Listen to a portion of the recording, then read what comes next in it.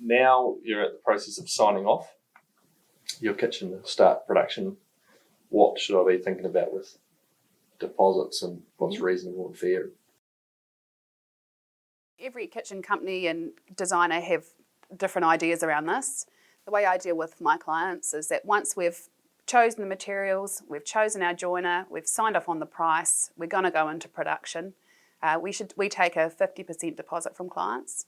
That should be enough to get the ball rolling. But as a rule of thumb, I work on a 50-40-10. So we take a 50% deposit from the client on acceptance, 40%, the remaining 40% on delivery of the product, but the last 10% is held until the kitchen is completely finished.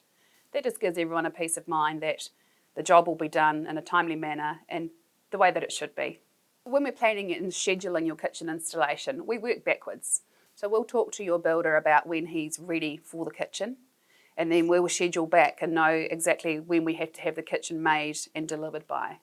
So once your kitchen's gone into production, by this stage we'll have been in touch with your builder, been in touch with you to work out the delivery dates of your kitchen and the scheduled installation dates. It's really important to note that scheduling is important, and any delays that happen on site can have quite a big effect on the end date. Plaster not drying is a pretty big one. The painters haven't finished, or uneven walls, things that need to be remediated before your kitchen goes in. It means pushing the process out. We're working with independent installers, so for them to change their dates is not always as easy as you'd like. To move from a Monday to a Friday just might not be possible.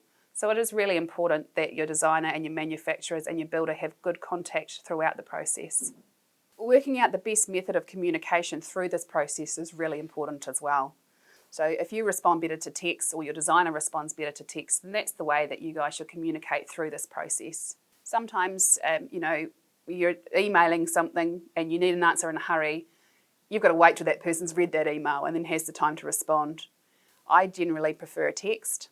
That way, you can work out if it's urgent or not and decide to get back to someone in a hurry or put something else off. But yeah, definitely working out the best form of communication between each party around that period is super important.